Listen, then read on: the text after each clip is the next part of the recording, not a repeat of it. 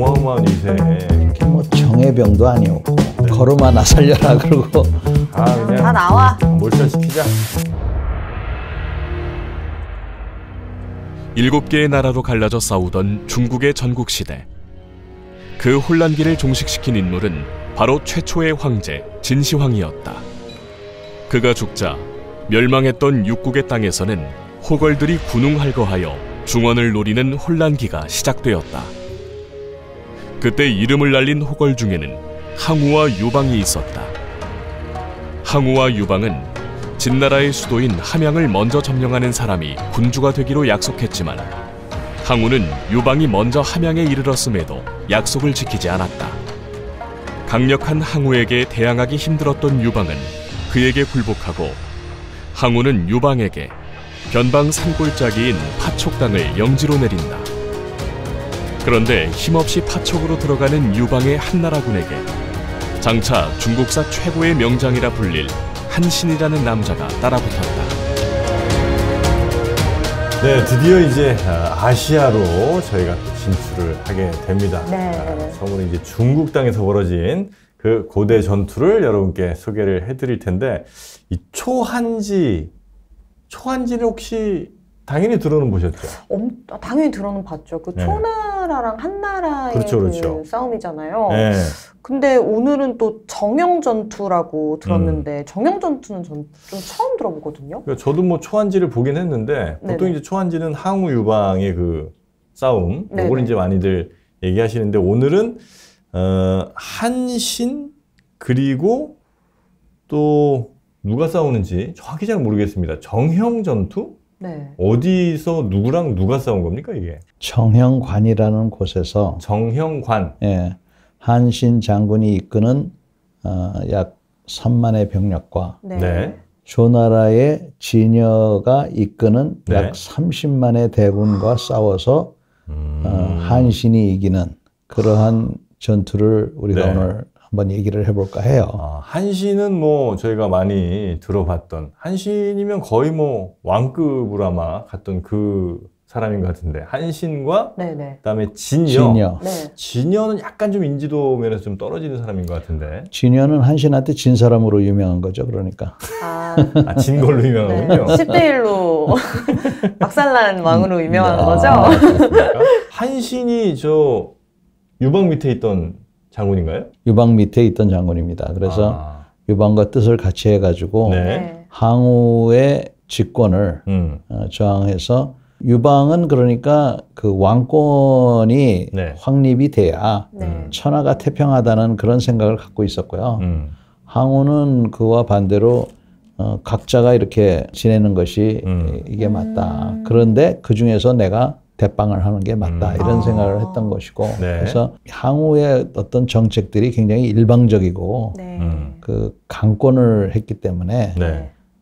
이 둘의 충돌은 운명적으로 피할 수가 없었다고 네. 볼 수밖에 없는 것이죠. 네, 네. 그 정형관이라는 데가 뭐 중요한 곳이었나요? 굉장히 그 협곡이고 네. 그 지역을 통해서 다른 지역으로 진출할 수 있는 요충지였어요. 그리고 굉장히 그 방어하기도 좋고. 그럼 그 정형관이 조나라에 있던 거예요? 네. 근데 이때 당시에 초한지라고 해서 유방이랑 이 항우가 싸우고 있었는데 왜 한신이 갑자기 조나라의 진여를 치게 된 거예요? 둘이 싸우고 있었는데? 전역이 나라가 넓으니까 네네. 북쪽 지역을 한신이 맡아준 거예요. 네.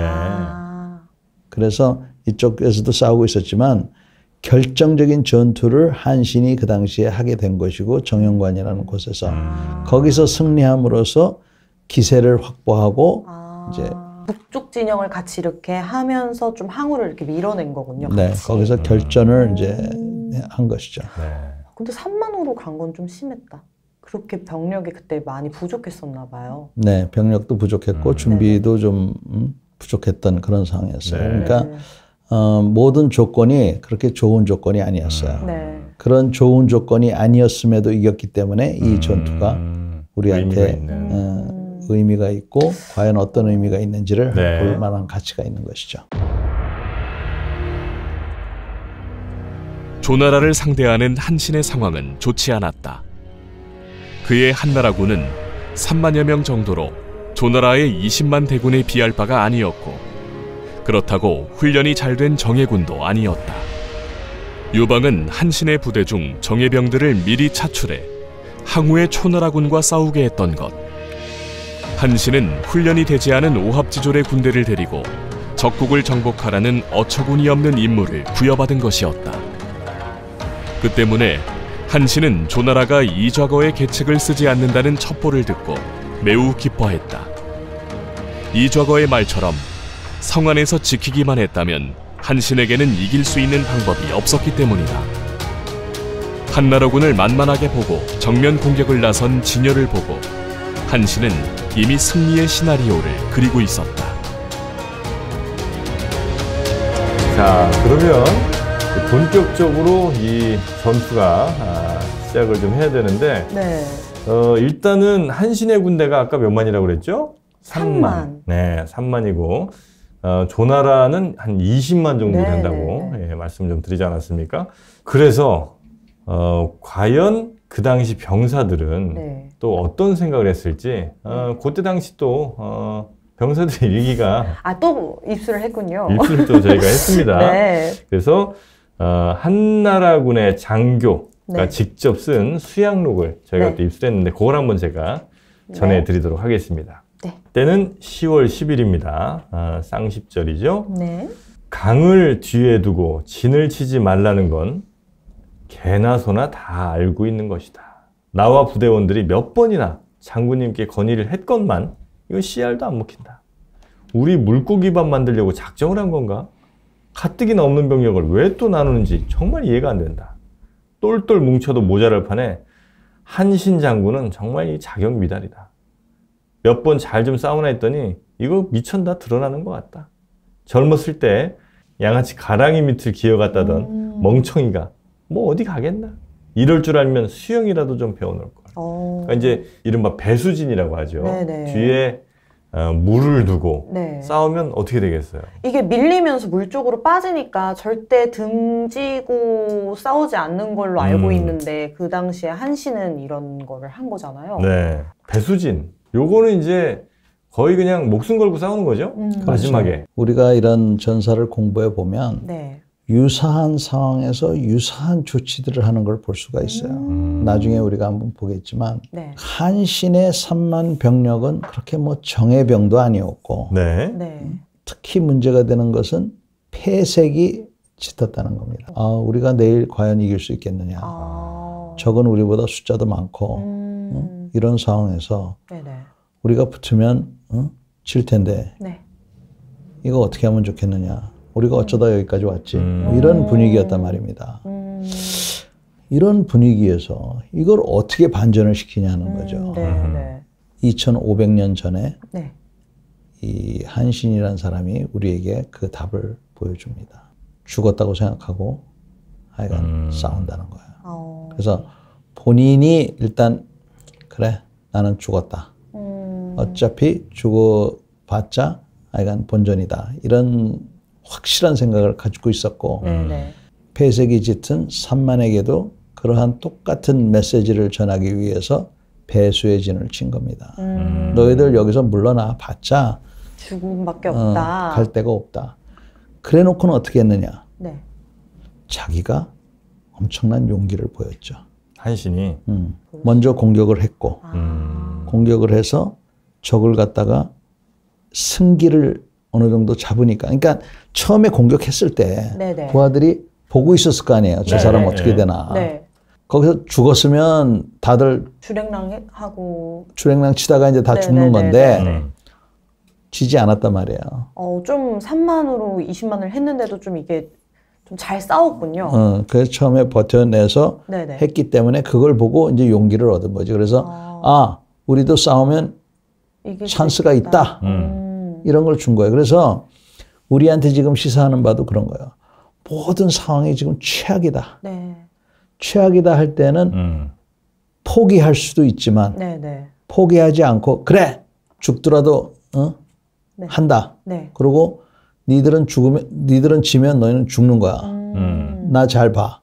그리고는 자기가 해서 하늘이 도와서 살아남으면 네. 이기는 거고 네네. 하늘이 이번은 이 생에는 너는 여기까지야 하면 여기서 끝나는 거예요. 자, 그러면 이 정형관 전투에서 과연 한신의 이 전략은 무엇이었는지 그 지도와 함께 하나하나 좀 살펴볼까요? 자, 일단 강이 아마 이 중간에 좀 흐르고 있는 것 같고요. 네. 이 한신의 부대는 한나라의 이 군대 기본 베이스는 이쪽에 있고, 그다음에 한신과 함께 그의 병사들은 저 강을 네. 등에 두고 지금 적군과 마주하고 있습니다. 네네. 한신은 여기서 어떤 선택을 한 겁니까? 그 수린생도님 손자병법이라는 거 들어보셨죠?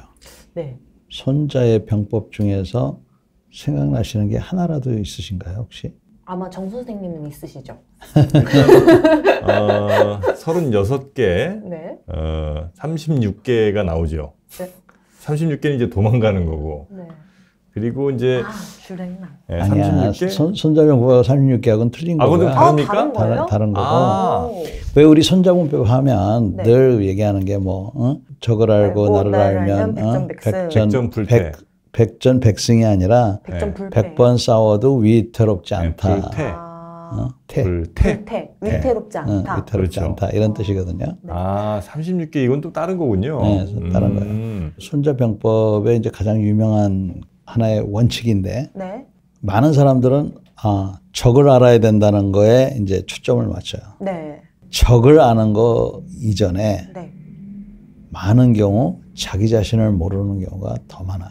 네. 이 한신 장군은 자기 자신과 자기 병력을 잘 이해를 했던 것 같아요. 그러니까 폐색이 짙다는 것도 알았고 네. 또 자기가 불리한 입장이라는 것도 정확하게 알고 있었던 것 같고 그 다음에 적에 대한 사항도 잘 알고 있었던 것 같아요. 강약점을. 그런데 고맙게도 이 진여가 실수를 한 게 네. 진여의 참모들 중에서는 우리가 굳이 나가서 싸울 일이 뭐 있습니까? 여기는 난공불락인데 잘 지키기만 해도 우리가 이길 수 있습니다. 이렇게 네. 얘기를 한 거예요. 네네. 그랬더니 진여가 야 그거는 대인이 갈 길이 아니다 이놈아. 또 자존심과 이 사람은 거꾸로 상대방을 깔본 거죠. 그러니까 상대방을 알고 자기를 알고 뭐 이런 것도 중요하지만 상대방을 깔보지 않는 게 그게 더 중요한 것 같아요. 네. 그래서 여기서 이제 한신이 고생을 많이 했기 때문에 네네. 그 고생 속에서 이러한 지혜가 나타났던 것 같아요. 앞서 여기까지 오기까지 전투에서 좀 승리를 하고 그러면서 좀 이제 그런 전술들을 많이. 그리고 어릴 때 그 고생을 많이 했잖아. 그렇죠. 한신은 그리고 아마 제가 보니까 네. 정말 훌륭한 군인들, 정말 잘 훈련된 군인들이었다면 이 작전 안 했을 텐데 딱 보니까 군인들이 좀 어설퍼. 급조한, 예, 좀 그러니까 어차피 이 사람들을 잘 훈련시켜서 저 적을 뚫고 가는 건 그냥 불가능하다. 차라리 이들에게 필요한 건 정말 죽기 살기로 싸우고자 하는 그 의지, 요거를 최대한 끌어올리는 게 당장의 네. 전투 기술이라든지 전술 하나 더 익히는 것보다는 그게 더 중요하다. 요 판단을 해서 아마 저런 배수진을 네네. 노린 게 아닌가 하는 생각이 좀 듭니다. 당시로서는 기본 상식에 어긋나는 일들을 몇 가지 하는데 우선 배수진을 쳤다. 네. 네네네. 자기의 퇴로를 스스로 막았다 네. 하는 것과 두 번째는 그렇지 않아도 3만 대 20만, 20만 대 3만이었는데 네네. 이거를 또 갈라요. 그래가지고 병력을 이쪽으로 몰래 보냅니다. 안 그래도 적은데. 안 그래도 적은데 한 2천여 명을. 그래서 야 너희들은 상대가 성에서 나오면 그때 저 성을 함락을 해라. 이렇게 얘기를 한 거예요. 네. 그러니까 일설에 의하면 그 당시 부하들이 저 양반 꿈에서 깨어나야 되는데 아직 멀었구만. 진짜 화났을 것 같아요. 하여튼 알겠습니다. 그런 알겠습니다. 알겠습니다. 상황 봐서 속으로는 상황 봐서 하겠습니다. 이렇게 생각하고 이제 네. 간 거죠. 그래놓고는 한신 본인이 병력을 끌고 나가서 싸우는 거예요. 싸우는데 의외로 잘 버티네. 잘 싸웁니다.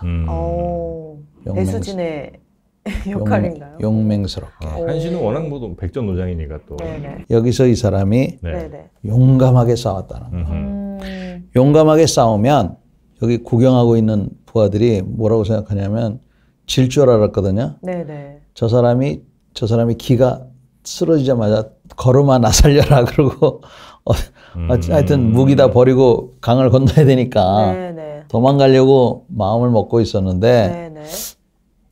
5분이 지나도 기가 안 쓰러지고 10분이 지나도 안 쓰러지고 잘 싸우니까 이제는 만약에 도망가면 어떻게 됩니까? 댕강. 그러니까 차라리 싸우다가 죽는 게 낫지 도망가다가 죽는 거보다. 나중에는 댕강이니까. 그러니까 이제 눈치만 보고 있는 거예요. 그러다가 계속 잘 싸우고 있으니까 하여간 자기네들도 책임이 두려워서 뭐 하여튼 여러 가지 이유로 네. 버티게 되는 거죠. 진여도 적자는 당황을 했을 것 같아요. 너무 왠지 배수진 치자마자 좀 웃었을 것 같은데요? 쟤네 뭐 하는 거지? 이러면서.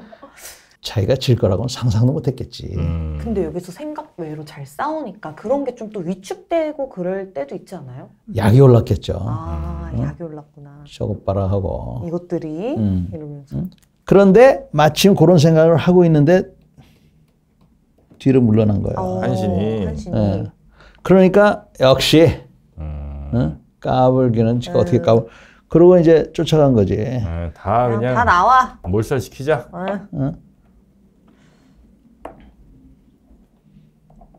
그러면 한신이 좀 그 패를 읽었네요. 왜냐면 정영관을 다 나왔을 때 이 군사들한테 들어가라고 했으니까 따라 나올 걸 어느 정도 예측하고 이 전략을 짠 거네요.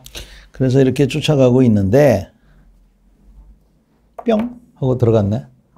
그러고는 2,000명이 깃발을 세우니까 오히려 얘네들이 당황했네. 이게 3만인 줄 알았더니 이게 30만인가 보다 온갖 생각을 다 했을 거 아니에요. 그래서 전의를 상실을 하고 네. 전의가 상실이 되니까 네. 아까 얘기했잖아. 처음에는 빡치기를 해서 네. 했는데 등을 돌리기 시작하니까 그때부터는 여기서 와 하는 이게 생긴 거죠. 이게 또 이제 위아래를 이렇게 쳤겠네요. 위쪽에 있던 이쪽에서는 퇴로가 막혔고 오히려 네. 진해가 이제 강은 아니지만 더 이상 어떻게 할 수 없는 이런 상황이 된 거죠. 네네네. 귀신 같은 진짜 3만으로 이길 수 있는 한 수를 찾은 거네요. 네네. 그래서 우리가 이 시리즈를 만들면서 과연 과학이냐 술이냐 네. 계속 그 질문을 던지잖아요. 네. 과학으로는 한신이 이길 수가 없었는데 네. 그것을 이 사람이 술로서 보완을 해서 전쟁에서 이긴 겁니다. 그러면 그 과연 술이라는 건 무엇이냐? 이 사람이 나름대로 판세를 읽었고 네. 그거를 실행에 옮길 수 있는 용기와 담력을 갖고 있었고 네. 또 일이 그렇게 진행이 됐고 네. 또 이건 하늘의 뜻이지. 진여도 좀 멍청했네요. 상대방이 멍청해서 이런 큰 대승을 거두는 경우는 네. 그렇게 많다고 볼 수는 없어요. 근데 20만을 그때 그 부하가 말한 대로 청명관 지키기만 했어도 그냥 이겼을 것 같은데. 진여 입장에서는 네네. 체면이 있잖아. 체면을 왜 이렇게들 생각하는지 모르겠는데. 왜냐하면 자 고양이하고 쥐하고 싸우면 누가 이깁니까? 싸우면 안 되죠. 싸움이 안 되죠. 네. 톰과 제리에선 제리가 이기긴 하는데요. 그렇지.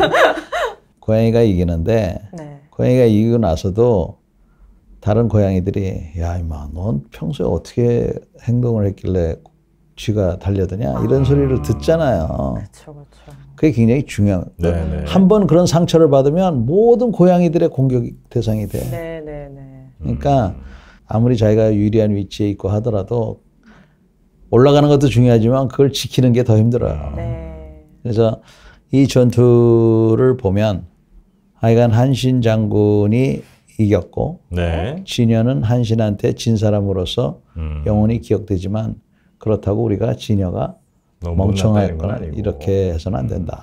멍청한 건 아니고 그래도 20만으로 3만한테 졌다. 하늘의 뜻이었다.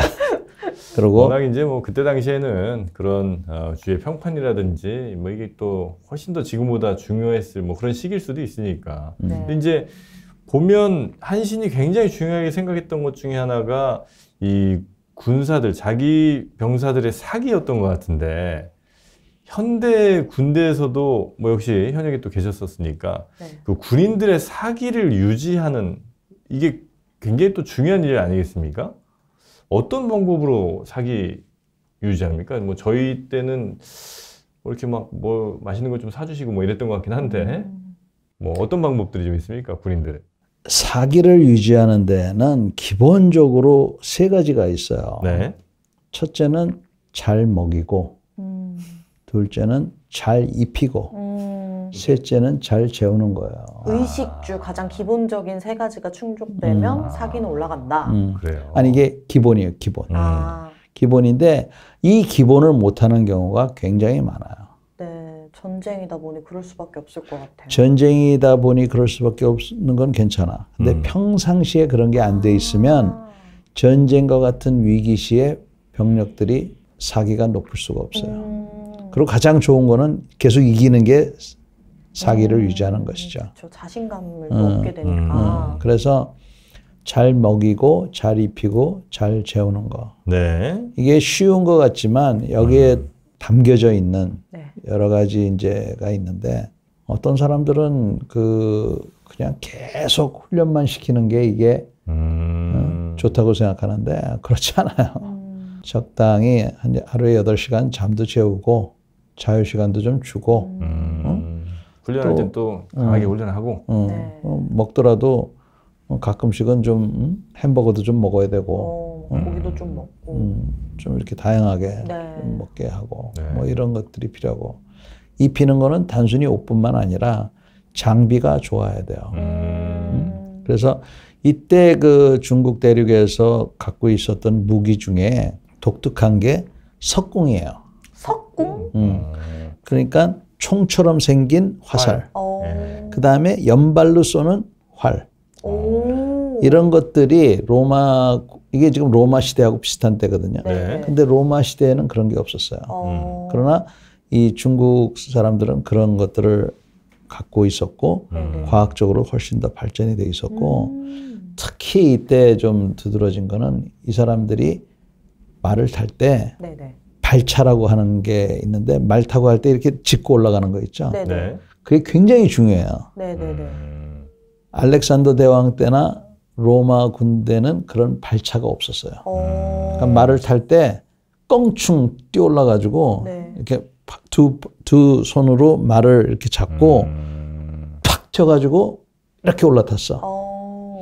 근데 이 중국이나 이쪽에서는 발을 걸고 이렇게 올라탔고. 근데 이 발차를 갖고 있음으로 해서 뭐가 가능하냐면 여기를 짚고 칼로 싸울 수도 있지만 활을 쏠 수가 있어요. 얘 발로 이렇게 걸어놓으니까 손이 자유로워지는 거. 균형이 잡히니까. 그런 무기들을 갖고 있어서 서양은 전문 군대들, 군인으로서 직업을 갖고 있었다 그러면 동양은 주로 징집병 이렇게 유지를 했지만 어찌됐건 과학기술은 여기도 그렇게 뒤처지진 않았다 하는 것이. 또 워낙 이제 전쟁이 그 당시만 하더라도 뭐 여러 나라들로 쪼개져 갖고 중국 대륙 전체가 막 전쟁에 휩싸일 때니까 그런 전쟁이 또 이어지고 오래되다 보면 그런 기술 발달은 굉장히 빨라지는 것 같더라고요. 하여튼 뭐 총력전하고 뭐 이렇게 되면. 자, 그렇게 해서 한신이 정말 있을 수 없는 대승을 이제 거두게 되고요.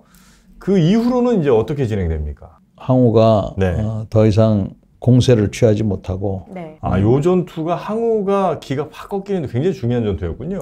그래서 전세를 전환시키는 큰 계기가 됐어요. 그래서 물론 뭐 이긴 것도 이긴 거지만 결국은 항우의 몰락으로 또 유방의 승리로 전환점이 되는 전투입니다. 사실 뭐 초안지를 뭐 많이들 읽어보셨겠습니다만 맨 처음에는 확실히 그 항우의 그 어마어마한 위세에 유방이 별로 이렇게 힘을 못 쓰는 그런 느낌이었는데 그러면 이제 그게 완전히 역전되는 그 중요한 전투가 바로 이 정형관 전투. 요때가 한신이 정말 유방에게 있어서는 굉장히 고마운 존재네. 정말 생명의 은인과 같은. 진짜로요. 나중에는 근데 처형을 당하고 네. 진짜요? 그래서 토사구팽이라는 말이 네. 여기서 나온 겁니다. 아, 진짜요? 그래서, 사냥할 때는 개가 필요하지만 사냥이 끝나고 나면 개를 삶아 먹어야지. 삶아 먹는다. 우리는 개고기를 먹으면 안 돼. 갑자기요? 결론이 그렇게 합니까? 네. 자, 개고기는 안 먹는 걸로. 네. 개고기는 안 먹는 걸로. 네. 자, 이렇게 해서 초안지의 가장 결정적 장면, 결정적 전투인 정형관 전투를 오늘 저희가 한번 살펴봤습니다. 네, 네. 우리가 뭐 요 정도 전투는 당연히 이제 아니더라도 우리가 살면서 늘 도저히 이건 안 될 것 같은 그런 상황들에 많이 놓이지 않습니까? 그쵸. 그럴 때 그래 이건 안 되니까 그냥 말자 이렇게 포기할 수도 있지만 네네. 어쩌면 배수진의 마음으로 네. 우리가 정말 뒤엔 아무것도 없다. 이제 이 뒤로 가면 난 죽을 뿐이다. 이런 마음으로 뭔가를 했을 때 그걸 또 뚫고 나가는 경우들이 종종 있습니다. 네네. 그러니까 그런 마음으로 우리 또 삶을 사는 지혜를 또 얻어가면 어떨까 하는 생각 오늘 또 해보게 되네요. 자, 오늘은 초안지의 가장 빛나는 전투, 정형관 전투를 여러분과 함께 살펴봤고요. 네. 다음 시간에도 아주 재밌는 전쟁사, 또 우리의 삶에 매우 도움이 될 만한 그런 전쟁사들 잘 또 소개해 드리도록 하겠습니다. 자, 오늘도 저희와 함께 해주신 시청자 여러분, 대단히 고맙습니다. 고맙습니다.